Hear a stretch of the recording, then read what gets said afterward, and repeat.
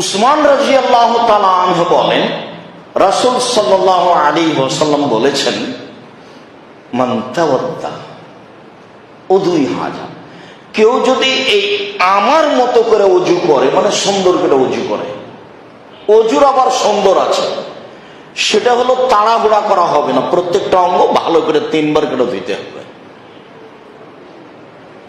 কেউ যদি আমার মতো করে অজু করে, সুম্মা সাল্লা রাকাতাইন, তারপরে 2 রাকাত সালাত আদায় করে, লা ইউহাদ্দিসু নাফসাহু ফীহিমা বিশাইইন, আর 2 রাকাত সালাত আদায় করতে গিয়ে মনে মনে কোনো বিষয়ে কথা না বলে, তাহলে দেখেন তো মনোযোগ সহকারে প্রস্তুতি নিয়ে আল্লাহু আকবার বলার সাথে সাথে 1 মিনিট পরে দেখবেন যে আপনি যে কোথায় চলে গেছেন, কোনো হিসাব নাই। অনেকক্ষণ পরে দেখছেন, ওরে আমি তো সালাত আদায় করছি। দেখেন রাসূল সাল্লাল্লাহু আলাইহি ওয়াসাল্লাম এভাবে বলছেন, আমার মতো অজু করলো আর 2 রাকাত সালাত আদায় করলো, মনে মনে কোনো বিষয়ে কথা বলল না, গফিরা লাহু মা তাকাদ্দামা মিন জামবিহি, তাহলে তার অতীতের সব পাপ ক্ষমা। বুখারী মুসলিম।